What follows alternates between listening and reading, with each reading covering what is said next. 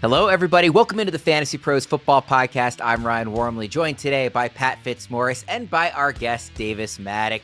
You can find him at Davis Mattek on YouTube, Patreon, everywhere you're looking for your fantasy football insights and analysis. Davis, we were just talking before the show about how this time of year, you make time wherever you can. Thanks so much for making the time for us.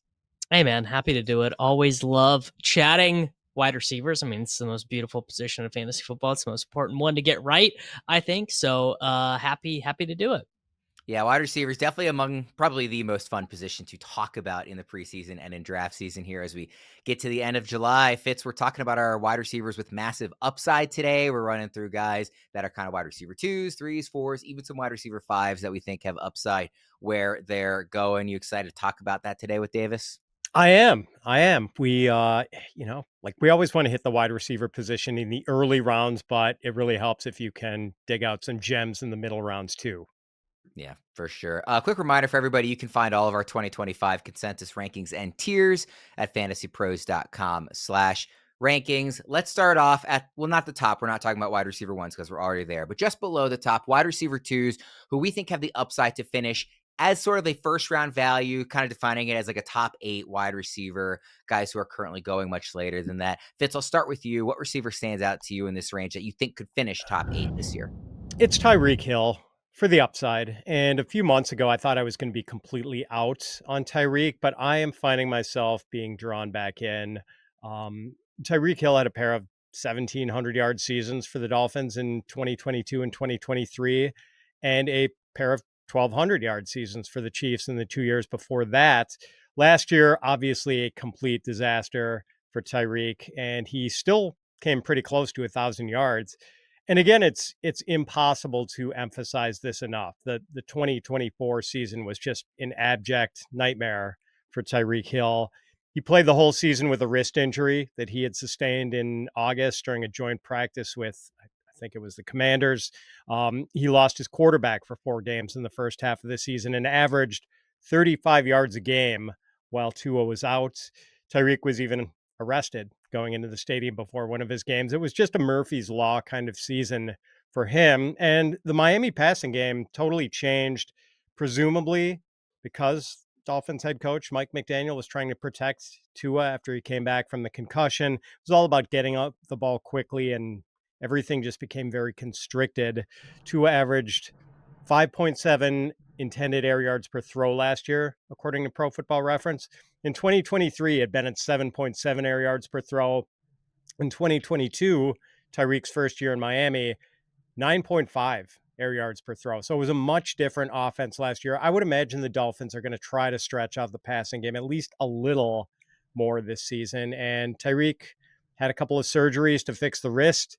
He's only 31, so I don't think we're at the age cliff with him just yet. I just think there's absolutely a chance he could go back to being a first-round value. And, I get why he has a third-round expert consensus ranking, but he doesn't have an upside that exceeds that.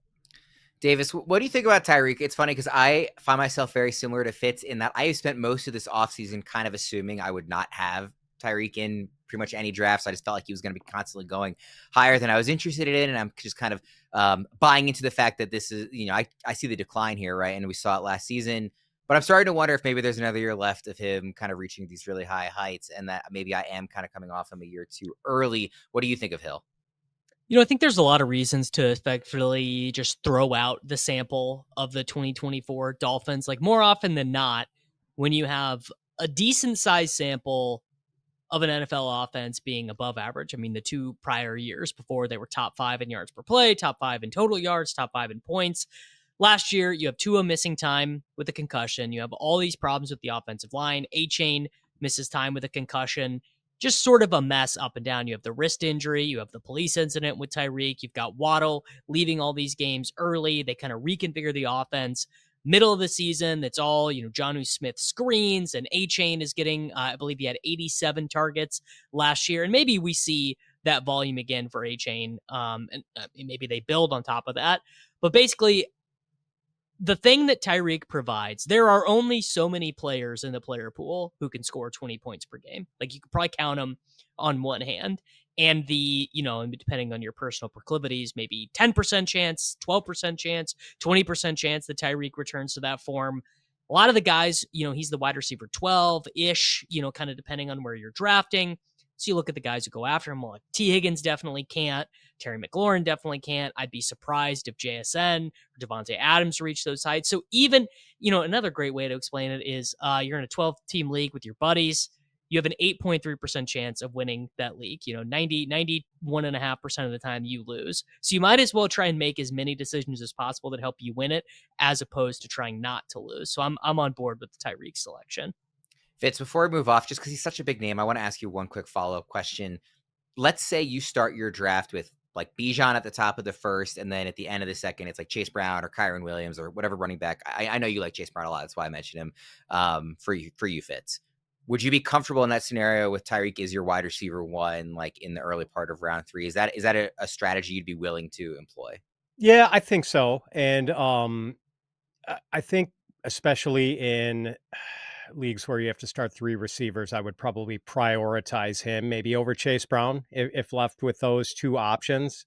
But, I wouldn't mind just grabbing both, especially in a league if you only need to start 2 wide receivers and maybe it's a little more, there's more incentive to go with 2 running backs with your first 3 picks. Okay. Davis, let's go to your wide receiver 2 who could finish as a top 8 guy this year. All right, mine is Xavier Worthy, and this is obviously going to be a little bit controversial. A lot of people just think he stinks. A lot of people, a good one is Alec Pierce, technically, if you don't include playoff stats, had more yards than Xavier Worthy last year. Ray McLeod, more yards, actually, than Xavier Worthy last year. I think a lot of what people remember, frankly, is just how bad the Chiefs' offense looked immediately following the Rashid Rice injury. There was actually a game against Tampa Bay in overtime where Worthy finished with negative points because he had 2 rushing attempts for negative 10 yards. I don't know what Andy Reid did, but in between the Denver and the Buffalo game, they basically changed Worthy's position and kind of played him in a hybrid of the Rashid Rice and the, I guess what you would now call the Marquez Valdez-Scantling role.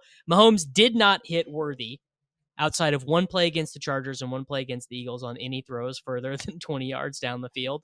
Kind of an unbelievable stat for the literal fastest player in the history of the NFL Combine.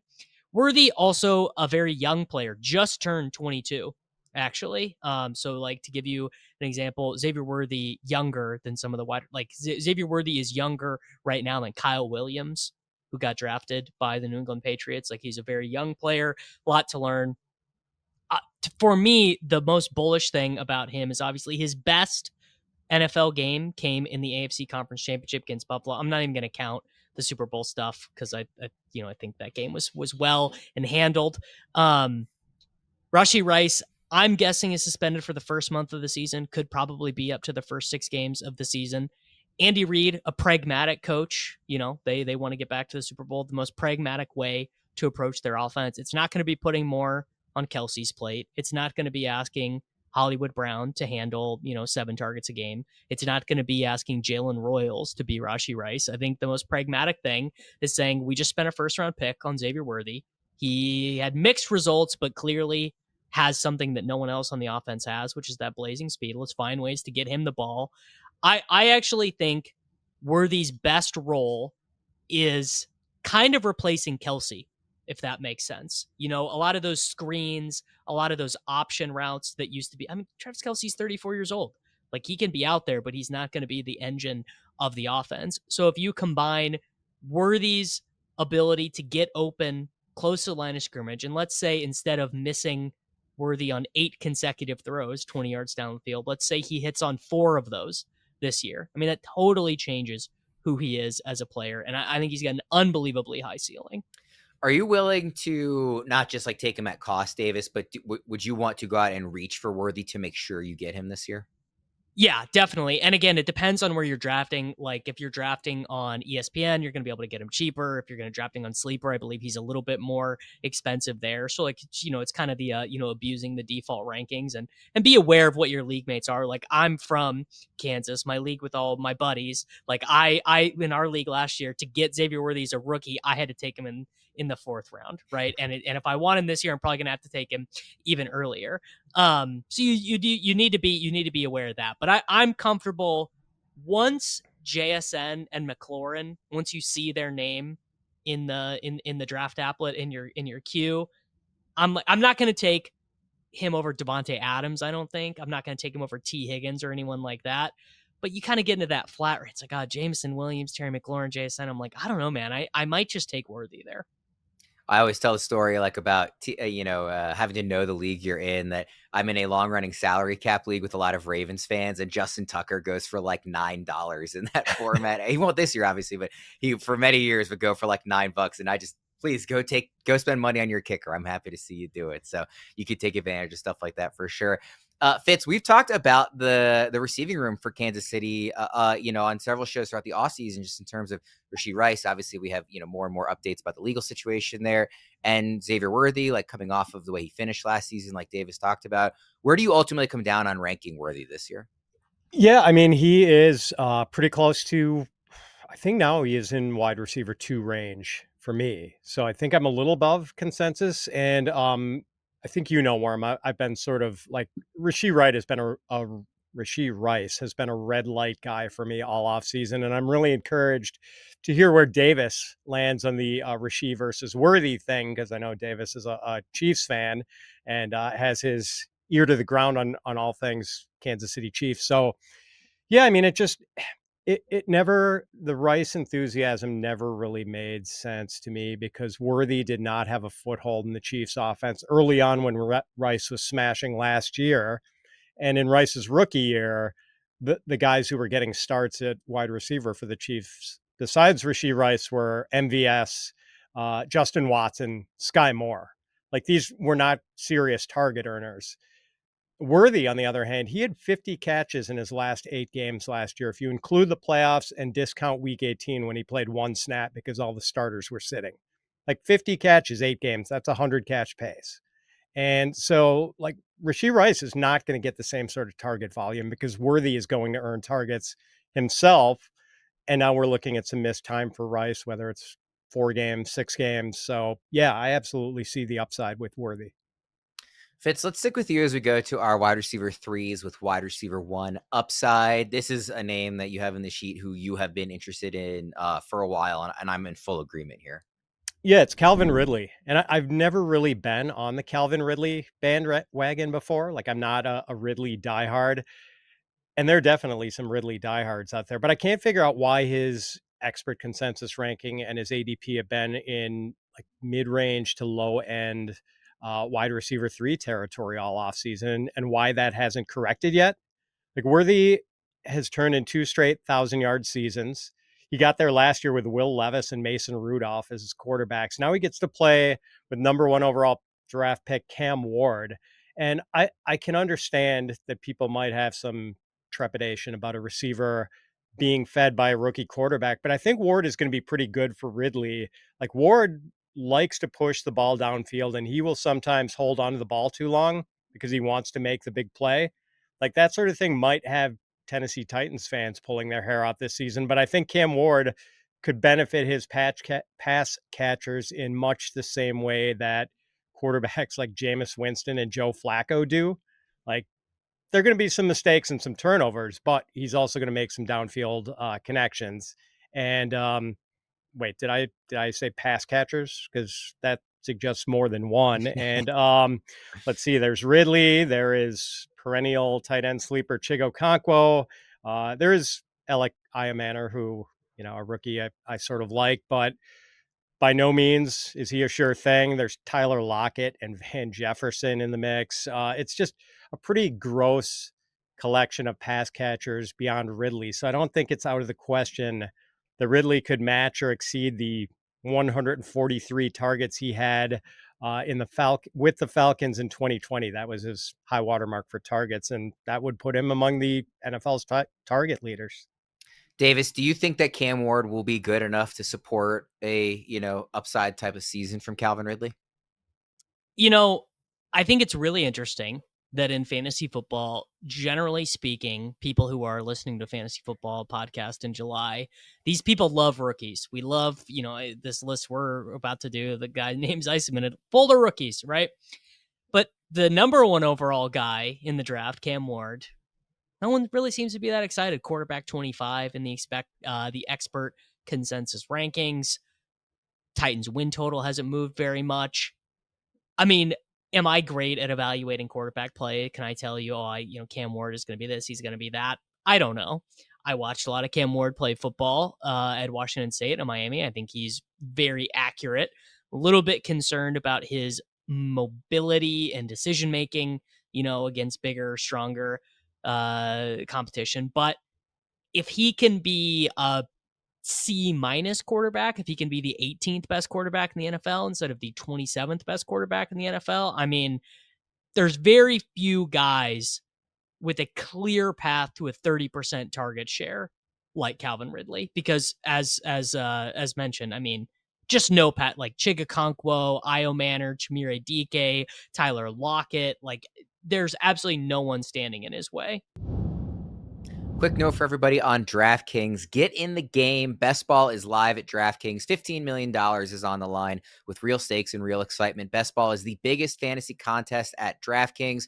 We're talking a $15 million guaranteed prize pool with 2 millionaires being crowned for first and second place. Play season-long fantasy football the DraftKings way. With Best Ball, there's no waiver wires and no roster management. You get bigger rosters so injuries won't end your season. Just draft your team and you're set. If a shot at winning a share of $15 million isn't enough to get you excited, check this out.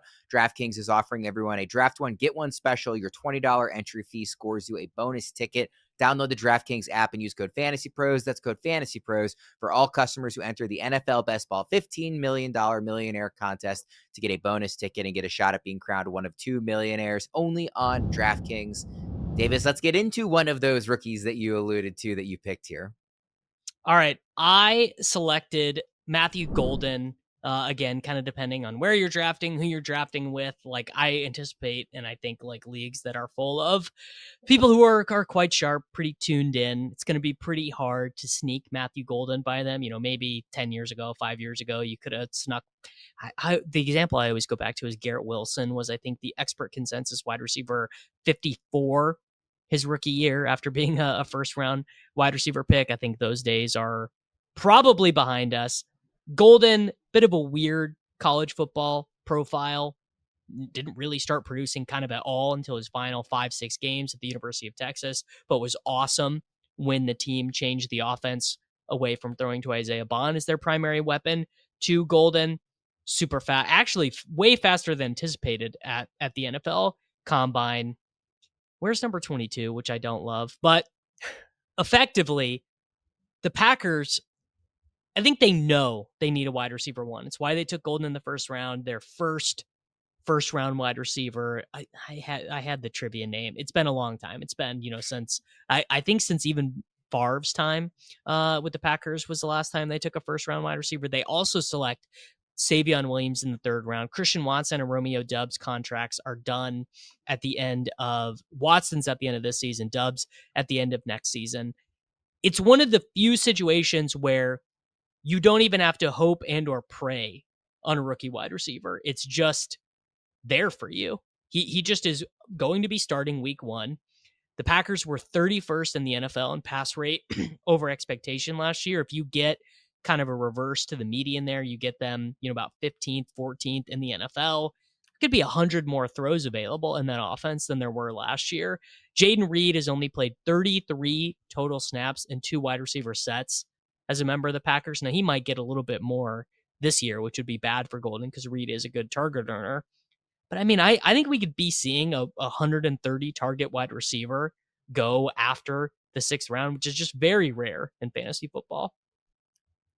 Fitz, you are a Packers fan, so I'm assuming you have an answer to that trivia question about the last first round receiver. Javon Walker, 2002, Brett Favre era. There we go. Yes. Yeah, there we go. Javon Walker. It has been a while. And I've been kind of mixed on Golden because, and I'm sure Davis is aware of this, like the analytics guys, the model guys have pointed out the red flags with the production profile of Matthew Golden in college. But as Davis pointed out, the Longhorns kind of changed their offense a little bit when Isaiah Bond was out. And like Golden was having spectacular games against legitimate college defenses, teams like Georgia, just kind of lighting it up down the stretch. So I don't know what to make of the, checkered production profile, where at one point he was like the third leading wide receiver at the University of Houston, and that was after Tank Dell left. But I do know that Daniel Jeremiah, Dan Brugler, Mel Kiper Jr., all the scouting guys, the film guys, they loved him and had him as a top 15 prospect. So, and I also know that the Packers' current setup at wide receiver is not very good. Dontayvion Wicks can't squeeze the ball. Romeo Doubs is just a guy. Jaden Reed, I like, but I don't know if the usage is going to be somewhat limited with him. It seems like Matt LaFleur is kind of a role carved out for him. So yeah, there's opportunity. And I don't mind like wading into an ambiguous wide receiver room with an offense that figures to be pretty good. And like Davis, I do expect the Packers to throw a little more this year. Like Jordan Love was never healthy last year. Sprained MCL in week 1, and then like just as he was getting healthy, like tweaked his groin at midseason, and that was bothering him the rest of the year. My general approach to the Packers offense in fantasy has been to target Love because he's QB 17 and I expect him to throw more. And then I'm not like trying to pick and choose which receivers to make sense of in this offense. I do think Golden, obviously, though, like as a first round, rookie receivers taken highly tend to be very great bets, especially in the second half of the season. So like I think he's as smart as investment as anybody in this offense beyond just trying to get the quarterback on your team. Davis, is there a round or kind of like ranking range that you would be comfortable taking Golden? Because he's somebody that like in the consensus rankings is lower than you might imagine, but like I think will tend to creep up throughout August and kind of get up to this range. Where are you willing to draft him? So I think you make a great point there, which is the consensus stuff, consensus ADP, consensus ranking in late July is going to be really different than it is when kind of that Labor Day weekend when everyone really gets to drafting. I anticipate couple news items go his way, which by the way, as we're recording this, he did just have a nice 50-yard touchdown catch from Jordan Love in Packers training camp. I think he could be the sort of guy who gets into the mid sixth because there's just kind of that weird range. You've got like after Juwan Jennings goes from like Chris Olave all the way to Josh Downs, who goes in like the 90s right now in the expert consensus. I could kind of see a couple news items, a little bit of fluff from the coaches, kind of moving guys, 15 spots. And my guess is that it's all going to be positive stuff for Matthew Golden. I'm comfortable if I needed to take him at pick 67 in my league. I'd be comfortable doing it. One, I think a lot of the college production profile, I'm just not really concerned about it. I think he's quite good. And unless there's a Jaden Reed playing time change that I'm not forecasting properly, I don't really see anyone else who's going to beat him out for targets either. So I just really want Golden on a lot of my teams. See, I don't want to talk about news updates from today because my beloved Isaiah Likely was carted off the field like an hour ago, and I'm still emotionally recovering from that one. Let's go to our wide receiver fours. And obviously, the further down you get, the harder it is to say these guys have real like wide receiver 1 upside. So these are kind of like wide receiver 4s-ish with like wide receiver 2 upside, which is obviously very valuable, but a different type of upside than maybe some of the guys we talked about already. Fitz, let's start with you again here. Who do you have as a wide receiver 4? Stefon Diggs. And this does require a leap of faith with Diggs' health. He's 31 and coming off a week 8 ACL tear, but it was a clean tear. There was no meniscus damage, no other ligament damage. And I don't know, unless Diggs is a shell of himself, he is going to be the number 1 target for Drake May. And Drake May was surprisingly competent as a passer in his rookie season, even though his offensive line and wide receiver core were both awful. And Diggs has actually been in this sort of situation before. Like when he showed up at Buffalo in 2020, a lot of people were still under the impression that Josh Allen sucked. Like then Allen went ballistic in 2020 and threw for 4,500 yards and 37 touchdowns. And Diggs had his best season ever, 127 catches, 1,500 yards. Obviously, that isn't the expectation for Diggs this year. He was in his prime when he went from Minnesota to Buffalo, and now he's past his prime and coming off this torn ACL. But could Diggs have a 1,000-yard season as Drake May's top target? I think he could. And, yet he's kind of an afterthought in drafts right now. His ECR is wide receiver 42. So I've been drafting him pretty often. And look, if he doesn't pan out at a wide receiver 42 cost, it's not going to sting me all that much. Davis, your list is very youth heavy, obviously. Is Diggs somebody that you're interested in where he's going, or are you just staying away from somebody coming off injury at that age on a new team? No, you know what? I started out, kind of thinking about the 2025 fantasy football season, like being like, man, I don't know if I love Diggs. The production that did exist last year was fine. His yards per game, his catches per game were down even from his down year at Buffalo. The yards per target were okay, but still way below his career average, 7.8 yards per target last year, 8.4 for his career. But what you'll find doing fantasy football long enough is that, you can kind of get away with losing a step at wide receiver if the competition for targets is not there. Like you look at some of the later stage, Larry Fitzgerald seasons and things like that when they didn't really have the juice anymore. But like, for example, Larry Fitzgerald, age 31, 63 catches, 784 yards, 2 touchdowns, turns it around, has 109 catches or more each of the next 3 seasons. Now, Diggs, I don't think is as good of a player as Larry Fitzgerald was at his peak. I think these are different, but I think he landed in a situation where one, it's that, quick passing McDaniels offense, like so many guys with low average depth of targets have been super productive as members of a Josh McDaniels led offense. And two, it's like if you believe in Drake May, if you think Drake May can be the 11th best quarterback in football, you're definitely going to want the top target there. And they're, actually very similar to Golden. There's just no one who can really step in his way, or you know what he is? It's like the same thing as Calvin Ridley, really. He's not coming off an injury, but I wonder if one of the things that's really buoying him down is concern over his health. But like if he's just out there and runs full routes week 1, like wide receiver 42 is going to feel crazy. And Fitz, you and I have been on the Drake May train, all off season. And so if he does take the step forward that and some of that is from the rushing, right? We love him in fantasy, but again, if there's not a lot of great targets in this offense, we think the offense is going to generally be better and he takes a step forward. If Diggs is on the field, he will assuredly be a value where he's going right now. To me, this is strictly just a health or not healthy situation. Davis, your receiver in this range is another rookie. Yeah, another rookie. And it's what's funny is I maybe would have flagged his teammate, but I've got Emeka Egbuka here, Ohio State's all-time leading receptions and receiving yards record. Pretty impressive. It's only impressive, actually, if you don't think about it for a second, which is that, well, the reason why he's the all-time leader is he stayed for an extra year. Marvin Harrison Jr., Garrett Wilson, they all left, right? Because they're all like, all right, well, we're just going to go be first-round picks. Why would we stay for another year? All the reports out of training camp, as you'd expect, pretty glowing. But you've got this cool parlay that you can hit taking him, which is Godwin is not ready to go week 1. So it's going to give Egbuka a chance to start, probably. Then you've also got, Mike Evans is heading into his age 31 season. I think honestly, the reason the team took him in round 1 is because they know that the Evans Godwin experience is just about done.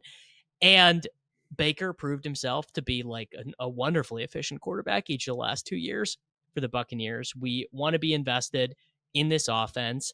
And Egbuka is kind of going in that. You can get Egbuka in the 80s, I would imagine. I would imagine in a lot of your home leagues with your buddies, you're going to be able to get Egbuka in the 8th round, maybe the 7th round.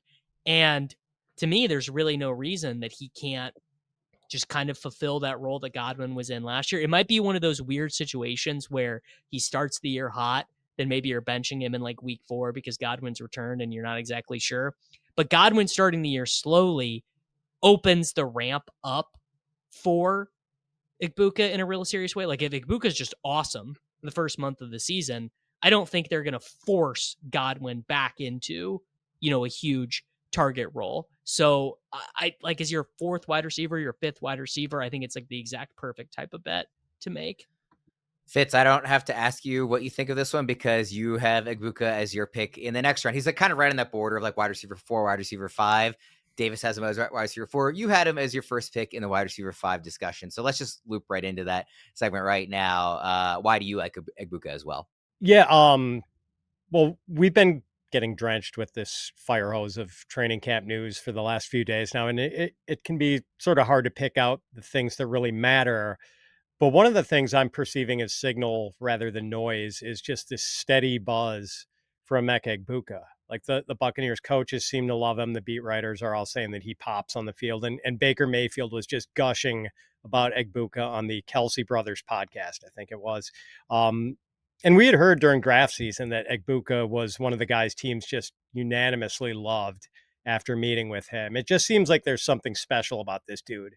And I know people didn't love the landing spot because Evans and Godwin are there, but as Davis pointed out, we're getting this news that Godwin's recovery from that gruesome ankle injury might be behind schedule. And I think Jalen McMillan was just kind of a guy who was in the right spot at the right time last year after Godwin was hurt. And Evans was also out with the hamstring injury. Just seems pretty unlikely that McMillan is ever going to play ahead of Egbuka, a first-round pick.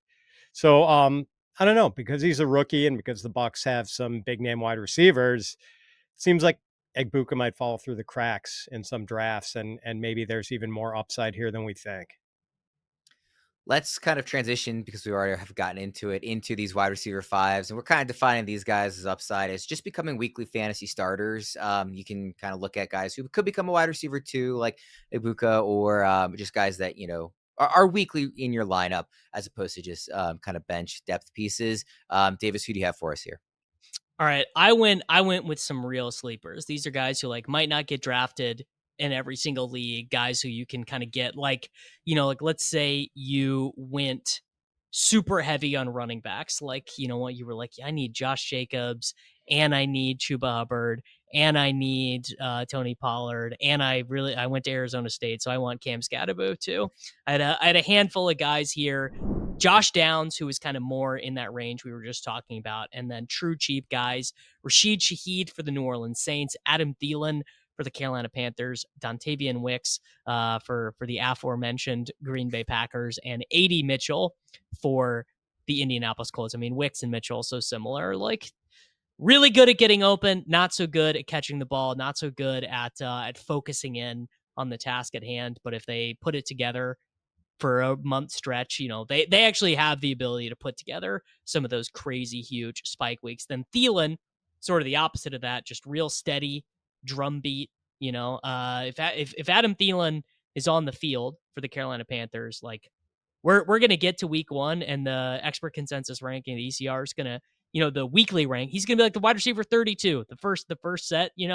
It's just the way it goes when he's on the field. You don't feel that good about him getting through the whole season, but there are a lot of team constructions where he would make a good bit of sense. And then Shaheed, man, if we can get Shuck or Rattler to just be fine, just not worst quarterback in the NFL type stuff, I think Shaheed could just it would not surprise me if Rashid Shaheed outscored Olave, because his skill set is so unique. He really is one of the most effective down the field receivers in the NFL.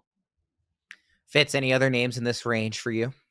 Yeah. First, can I piggyback on a couple of things? Fitz, you don't need to ask permission to piggyback. Okay, all right. So, well, first of all, I'm kind of amused to hear Davis mention Josh Downs, because I know back when Davis and I started following each other in the Bronze Age of Twitter, Davis was always team big wide receiver. But then there was that class where what was it, Beckham and Jarvis Landry popping, and Davis kind of had a reckoning and started embracing some of the smaller guys. My one issue with Josh Downs, I worry that Tyler Warren is going to be a big problem for him, just with some of those short area targets, and Warren being just such a wrecking ball after the catch. I wonder if that cuts into Downs' target share a little bit. But, I did earlier speak ill of Dontayvion Wicks, but it's funny, Matt LaFleur has compared him to Devontae Adams. And midway through Adams' second season, I mean, I can say this honestly as a Packers fan, me and my other Packers fan friends thought Devontae Adams was terrible because he couldn't catch the ball. And then he just stopped dropping the ball and was fantastic. And maybe Wicks can have that sort of epiphany where he just starts squeezing the ball a little bit and turns into a really good player. Because as Davis said, he does get open.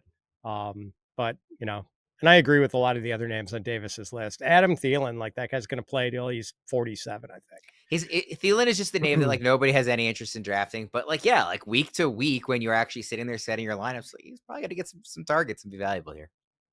Yes. So at the top of my list is Marvin Mims.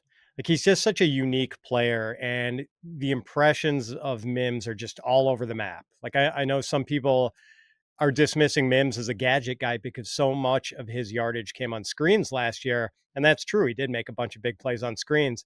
But as a rookie in 2023, Mims' average depth of target was 15.1 yards. And he was like in college when he was at Oklahoma, Mims averaged more than 20 yards per catch in each of his last 2 seasons. He was more of a 9 route guy than he was a screen guy. So is he really a designated screen pass guy? I'm not so sure about that. It's really hard to get a read on what the plan is for him with Sean Payton. But here's what we do know, that over the Broncos' last 7 regular season games, Mims had 6 touchdowns and averaged 62 yards over those games, even though he did not play even half the offensive snaps in any of them. Like he averaged 0.72 PPR fantasy points per snap over those 7 games. So obviously Mims would need to play more snaps to be consistently fantasy viable. I don't know for sure if he will, but I do know that the dude has shown he is a playmaker, and he's still just 23 years old, and I kind of want to be along for the ride. Davis, any thoughts on Mims? I mean, Marvin Mims is the type of guy who will just absolutely break your heart. He's kind of your prototypical, like, in the Sean Payton guys of a Devery Henderson, Robert Meacham, all these guys. I'm a University of Oklahoma fan, love Marvin Mims, really like to draft Marvin Mims in best ball. If Marvin Mims is able to run 73% of the routes for the Denver Broncos, I'll be like, wow, man, you just had to have him in fantasy football this year. The thing I'm concerned about is, we're already getting Sean Payton talking up Trent Sherfield, and some of these guys. And it's like, okay, so if we've got Sutton running all the routes, but then Mims is some out of the backfield, and, him and Pat Bryant are kind of manning the slot both, and he gets a couple routes deep, but then Sherfield and Vele are like, it's just, I'm already giving myself a headache, thinking about Sean Payton. It's brutal stuff. I was gonna say, you said like Mims will break your heart. It's more Sean Payton will break your heart. Really. It is. Yeah. But Mims is poised to be that guy who is on your bench when he goes for 133 yards and 2 touchdowns, and then you put him in the next week and it's 2 for 12. Yeah. Yes. Yeah. I want to let Fitz hears me talk about this tool all the time, but I want to let everybody know about Draft Intel. You can stay one step ahead of your league mates with Draft Intel. It is my absolutely favorite tool that we have here at Fantasy Pros. Draft Intel shows you how your league mates actually draft based on up to 5 years of real data. Find out who always takes wide receivers early, fades tight ends, or targets quarterbacks late. Use those tendencies in the draft simulator to test real strategies against your actual league. Try it now at fantasypros.com/intel and draft smarter than ever. All right, guys, I wanted to, before we get into the mailbag, just talk about some general wide receiver draft strategy. You can mention specific names here if guys kind of fit the strategy you're describing, but I really just want to talk about what is our approach to drafting wide receivers. And this can be an approach that you like to take every year. You always, want to take a guy early. This can be an approach that you specifically think works with the field this year. If you think it's particularly shallow or deep compared to some recent seasons, I mean, it's pretty much always deep, but, relative to other years. So just general thoughts on approaching the position on draft day. Davis, I'll start with you. Just kind of when you first are sitting down and thinking about like, what does my perfect draft look like? What are the ranges that you are taking receivers in that ideal scenario? I mean, I just think it's very hard to have a fantasy football team that I look at and then I really like without a first round wide receiver. It's just, you go set your lineup week 1 and you're like, oh man, my wide receiver 1 is T Higgins and I am up against CD Lamb. I just feel like I'm already in a huge hole there. Whereas I'm like, I don't know. Alvin Kamara, week 3, he could score as many points as Bijan. He could score as many points as Ashton Genty. I start there. I also find late wide receiver. I mean, look, we've already kind of alluded to it, right? With Marvin Mims and Shahid, and it's just very hard to start those guys. They're great to look on your bench. You're like, oh man, dude, I have Rashid Shahid on my bench. He scored 22 last week. I could start him at any given time, but their weekly dispersion is going to be so wide that it's just kind of tough to ever pull the trigger on them.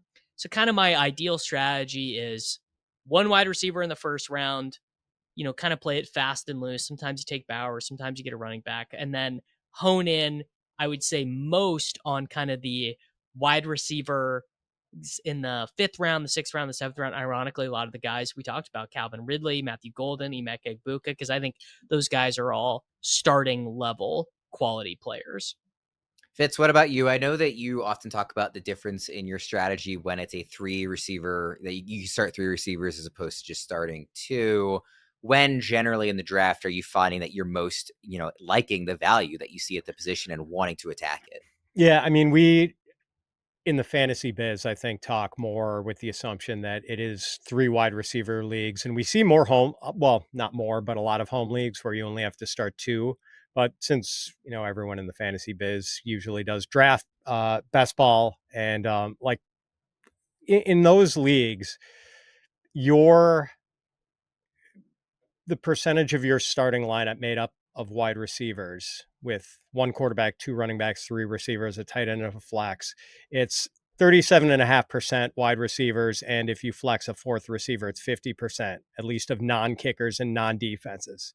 So that is a huge percentage of your starting lineup. And I do not want to get caught short at wide receiver. So I pretty much want to stay ahead of everyone else in my league at that position. And I will patch in at running back. Plus, I think at wide receiver, you tend to get what you pay for more than you do at the other position. Like there's a lower percentage of late round gems at wide receiver than at running back, tight end, quarterback. Like there's an occasional Puka Nakua, but that's pretty rare.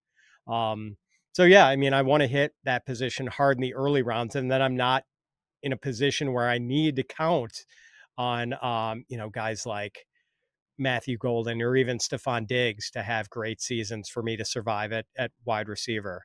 And then once you get into those middle rounds, like I do think, and this is kind of underscored by the guys we've been talking about today, the best deals tend to be on rookies and old guys. Like it's not the mid career guys.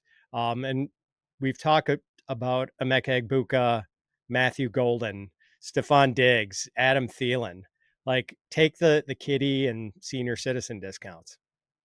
Davis, when you are drafting wide receivers in those middle rounds where you can kind of go in any direction, how much are you thinking about, like, I want to get receivers with ceiling versus a floor, or stacking 2 teammates together, or avoiding that? Like, are you kind of just strictly going, like, whoever I have ranked as the higher guy, I'm going to take? Or are you thinking about those sorts of other external factors when you're in those middle rounds? No, I mean, I definitely think you need to contextualize it based on the team you're drafting. So like, I don't know, let's say maybe you start your draft, you've got Justin Jefferson, then you take Chase Brown in round 2, you get Devontae Adams in round 3, and then you might be thinking like, oh, okay, Terry McLaurin's here and Jameson Williams is here. It's like, okay, well, I already have Justin Jefferson covered, right? And then Adams, when he's available, I expect him to be just like a really solid, steady producer. So I'm thinking like, okay, McLaurin, really good touchdown producer last year. Unsure how sustainable that's going to be. Maybe I do err on the side of Jameson Williams. Then on the converse, let's say you go like total robust running back. You took 3 running backs your first 3 picks. You're like, dude, I just need some freaking points. I just need locked in 14.2 points per game. Maybe you are being like, okay, I'm going to take McLaurin and I'm going to take Calvin Ridley because I just need kind of some locked in, safe floor points. So I think it definitely matters the texture of your team. I would say generally you just want to err on the side of ceiling because, again, it's just very hard to win your fantasy football league, and you're going to get there more when a higher ceiling is possible per player. But yeah, you just kind of have to adjust based on what your team is. Same question, Fitz. Yeah, I think with what Davis was talking about, that totally makes sense. If you hit wide receiver pretty hard in the early rounds, I would tend to play for upside with my later wide receiver picks. Like if you're already pretty stacked at wide receiver, Ricky Pearsall might make sense as a guy who's like a 7th or 8th rounder. But if you have not hit that position very hard, maybe you want to go with someone who's more of a floor play, like a Khalil Shakir or Jacoby Myers, a guy who's not going to ever ascend to superstar status, but gives you a pretty solid floor. Whereas Pearsall, maybe he winds up third in the wide receiver pecking order this year, but he could also be a guy who breaks out for like a 1,200-yard season and winds up being far and away the 49ers top guy. Last question in this segment here, Fitz. Shooting from the hip, I did not give you this ahead of time. Just give me one player that you are planting your flag on. You must walk away from this receiver in every draft. It's probably Calvin Ridley. I just seem to be getting him everywhere, and the price is just so irresistible. Same question, Davis. One guy that you want to get in as many drafts as possible. That's Xavier Worthy. Just that Okay. really appealing combination of like I really think it's unlikely he's a bust. Kind of like, I don't know, 10 points a game in like a bad season. But I do think he has like legit top 7 or 8 points per game upside with some little touchdown variance for him. This month, if you want a chance to win a signed James Cook Bills jersey for free, courtesy of our friends at pristineauction.com, all you have to do is subscribe to the Fantasy Pros YouTube channel right now. Drop a comment below on any video, and that is it. We will be announcing a winner right here on the channel, so make sure to turn on those notifications so you can know when new videos are up and to claim your prize. Guys, we're going to wrap up with a couple of mailbag questions here. If you want more of your questions answered, Fitz, Debro, Erickson, these guys are on Discord all the time, fantasypros.com/chat, so you can always ask them your draft and keeper related questions. We've got a few that were sent into us via X/Twitter. Earlier today, this question from David: would you keep Chuba Hubbard or JSN? It's a half PPR league, 12 teams drafting from the 10 slot. Fitz, I'll go to you first. Chuba Hubbard or JSN in that keeper format? I hate to lean on the old thing, but it is one of those. It does depend on what the lineup configuration is, I think. Like if it's 3 wide receivers, I'm keeping JSN. And if it's only 2 that you need to start, I would probably keep Chuba. Does the lineup matter for you, Davis, or is there a clear answer one way or the other for you? I think I would just go with the guy who I have. I have JSN ranked, 15, 20 spots ahead of Hubbard. So I think I would go that, unless, I don't know, if it's a start 3 running back league, or you can start up to 5 or something, then sure. Like if there was some real configuration reason to change it. Yeah. Question here from @DraftAddict, which is a great name. I can relate. It's a trade giveaway. Teteroa McMillan, get Henderson and Jameson Williams. I assume that's Travion Henderson. Yeah, Travion Henderson and Jameson Williams. He uses a lot of nicknames in here, so I'm kind of reading it live on the fly. It's half PPR. McMillan is his wide receiver 2 currently. It's 2 running backs, 2 receivers, and a flex Fitz. So again, giving away McMillan, getting Henderson and Jameson Williams in half PPR. Although I do feel more comfortable with McMillan, I think, as my wide receiver 2 than Jameson Williams. Overall, it's still a profit because Travion Henderson I'm pretty excited about. So I think you just take the profit and then maybe angle for a different wide receiver 2 in a different trade. Davis? Yep. Clear agree. You're getting one guy ranked, I don't know, 5 spots away from McMillan and a 6th rounder, like for free. I think you just kind of lock that up. Last question here from Michael, and this is not player specific, but just kind of a general approach. What draft position are you hoping to pick from in a 12-team PPR league? It's just a regular redraft league, but 12 teams PPR. Davis, I'll go to you first. What is your favorite draft spot this year? Man, I love picking at 10 because I basically think there's 14 players who are kind of eligible to be first round players, with like Genty and A-Chain and Brian Thomas being the back end of that tier. And if you pick at 10, you are just guaranteed to get 2 of them, right? Before it kind of goes to that London, AJ Brown, Derrick Henry, Brock Bowers range. So I really like picking there. Yeah, I was saying this on a recent show. I can't remember which one, but I think this is a year where I definitely do want to be picking late. We actually have some data at Fantasy Pros. We ran a bunch of mock drafts. One of our like data scientist guys ran like 10,000 mock draft simulations just to see which teams picking where tended to come out on top. And it was kind of the old adage of like the earlier you pick, the better. But I was like, I don't care what the data says. Like this year, I agree with you. I see like a clear top 15-ish or so players that I want to be getting 2 of those guys wherever it is I'm picking. So I want to be picking late. Second choice would be picking early. Last choice would be picking the middle for this year. And I do think it's different for me year to year, but this year I do like the late pick. Fitz, what do you think? I tend to agree with Davis. I think that 10, 11 is kind of a sweet spot, but I don't mind the middle as much. Like if I'm picking like seventh, I'll take Malik Neighbors, and then I don't mind choosing from that Achane, Bowers, London suite of options. All right, so we are definitely leaning towards the back. Not if you have the chance to pick your slot, maybe not going early based on what we think. We'll go ahead and wrap things up there just to let everybody know about more on the Discord. If you want to go submit your questions, fantasypros.com/chat. You can come argue your favorite wide receiver with us in our Discord, chat with other fans, and get access to exclusive AMAs that wind up on our podcast feed. Current schedule on the Dynasty side, Boggs and Fitz at 5 Eastern every Tuesday through the end of August. Myself and Fitz at 5 Eastern on the first Tuesday of every month. Come get your questions answered and be on the show at fantasypros.com/chat. Before we get out of here, Davis, anything that you want to promote and plug you got going on here as we get into draft season? No, all of my stuff. I have daily fantasy football videos over at youtube.com/Davis Mattek. Then all my rankings, draft guide, strategy, anything I write is going to be over at patreon.com/Davis Mattek. Go check his stuff out. For Davis and Fitz, I'm Ryan Wormeli. Thanks everybody for tuning in. We'll see you again next time.